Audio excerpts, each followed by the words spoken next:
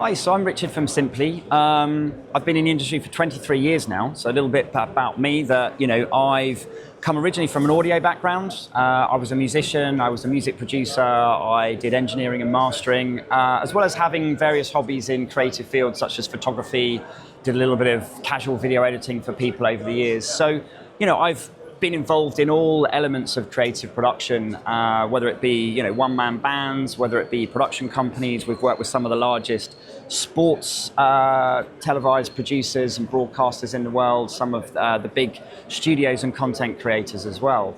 And one of the things that we're still finding at all shows and whenever I meet people at events is a surprising unawareness of actually the underlying technology that supports the products and storage solutions in particular that people use.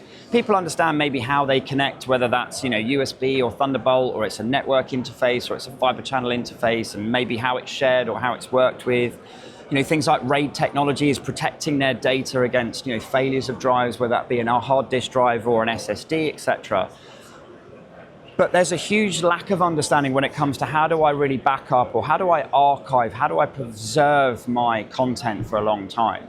And, in the past, I came from an era where music studios were just starting to finally go fully digital. Tape was becoming far less common. Pro Tools was going hard disk recording for the mainstream. Computer technology was accelerating to the point where you could do so much more in software. You were buying less outboard hardware.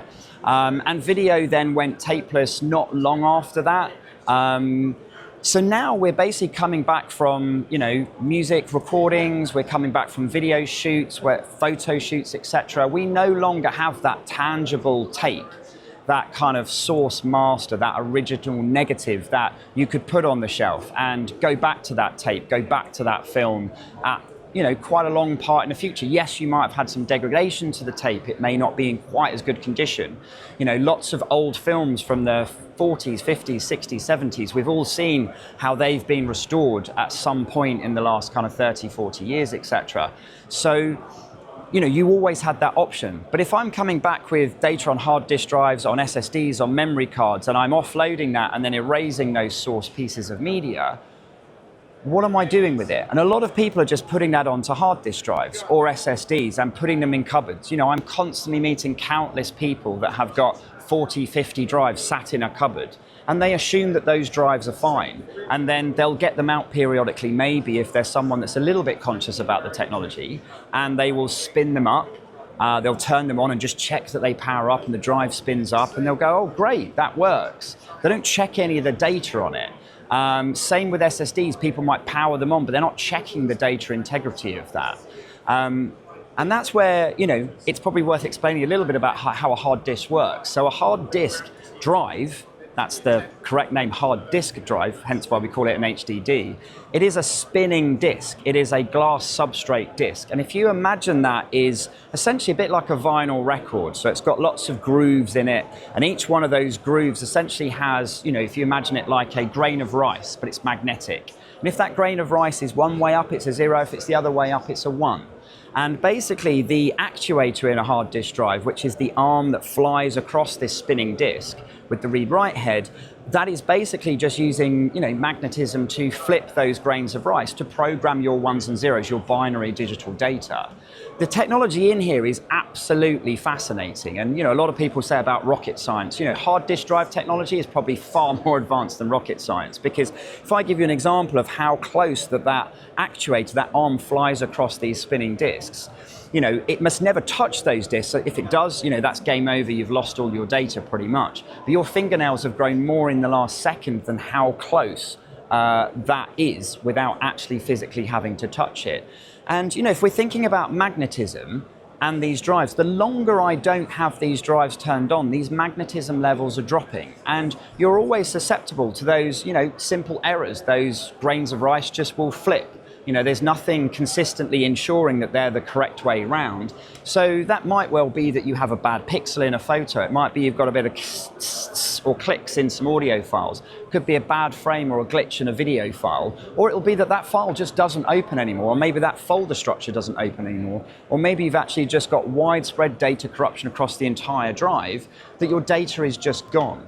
So hard disk drives are not an archive format. There's actually been quite a few articles recently in music magazines. I know Mix and Wired have recently covered this, that people like Iron Mountain have actually been going back and getting all of these hard drives out of the cupboards that have been given to them for safe storage from the 90s and early 2000s. And most of these drives are not working. They're either physically not spinning up, or when they spin up, the data is just not there. And SSDs are not the answer either. An SSD, relies on power going through the memory cells to retain the charge in the flash and to keep the data going.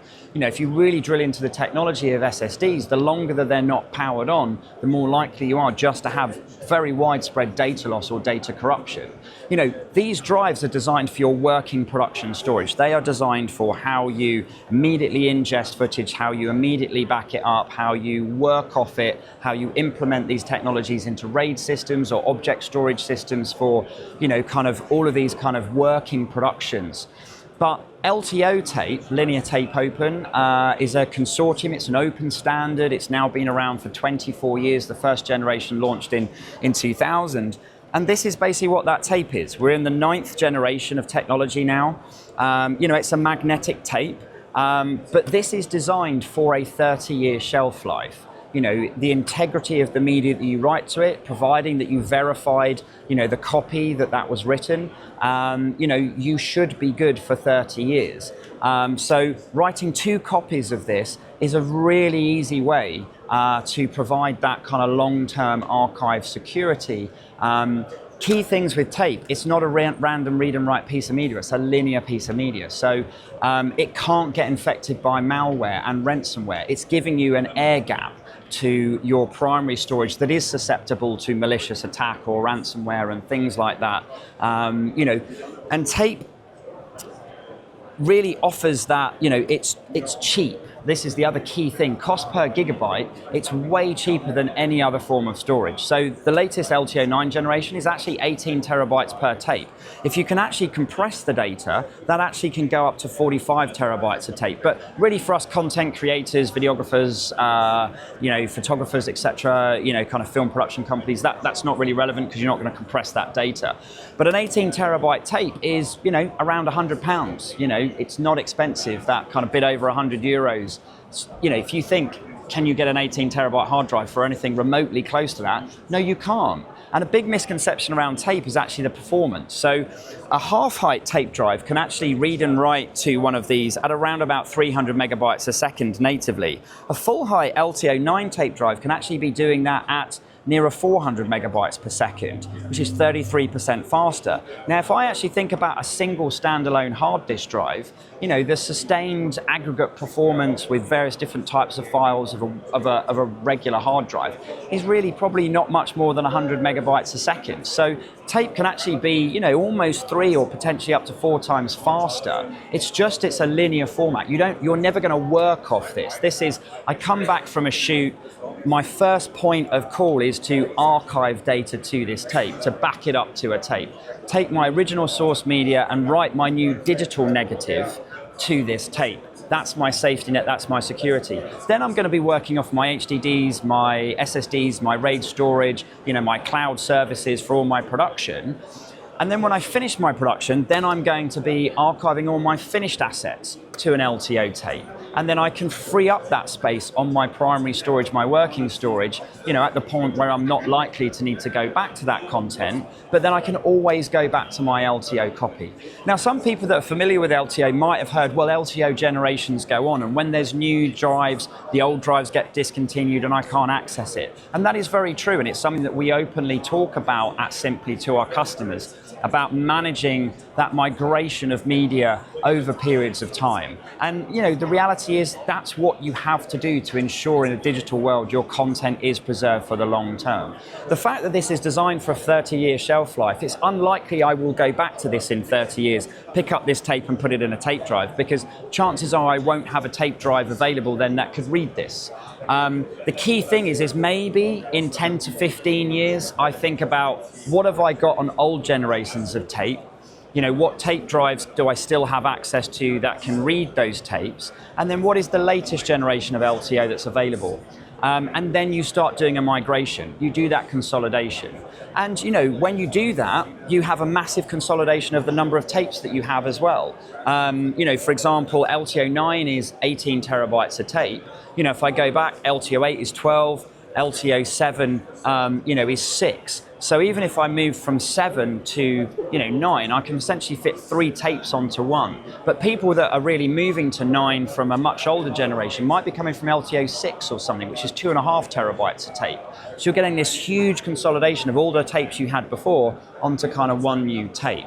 But you're never under pressure to do that very, very quickly. Realistically, I say it's 10 to 15 years is realistically the window where you're probably going to have to start thinking about this. So LTO is a really interesting technology that a lot of people don't really think about, and a lot of people, particularly since COVID, have just gone, I'm just going cloud. I've got my AWS subscriptions, I've got my Azure subscriptions, maybe I'm looking for someone a bit more cost effective like Wasabi or you're using Backblaze. And the cloud is great, but it is an ongoing cost, and the data is not in your possession. And I do a lot of talks at various trade shows around storage technologies and workflows, and it's not saying this is better than that. The key thing with storage is to understand the technology behind everything that you might be using and everything that you could potentially use.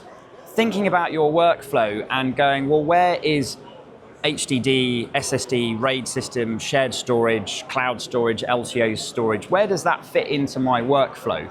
What is best for me? What is most appropriate for me and the way I work or the way my company or facility works? And particularly around the cloud, if you actually look at all of the benefits of the cloud, they are amazing. It is somewhere else, someone else is providing storage for you. Therefore, it is off-site. It's giving you that disaster recovery if you have a fire or flood or burglary or something like that. You've got that other location.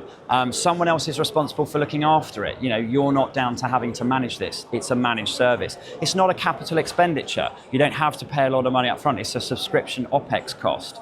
Et cetera, et cetera. You can access it from somewhere else in the world. You don't have to be on premise. But then I can start looking at all of these things and go, well, actually, these are all negative. It is somewhere else. It's not in my building. So speed connectivity. Someone else could access it from the other world. Someone else is hosting it. How secure is it? How liable is it to outages? What if my internet service goes down? What if they have an outage? What if they get attacked by ransomware or malware and things? And these things do happen. So, it's really important just to consider what balance works for you. And certainly tape is the best way and most cost-effective way for keeping a large amount of content for a long period of time, and actually just stop spending lots of money on buying more drives, buying more RAIDs, which all take power, all take space.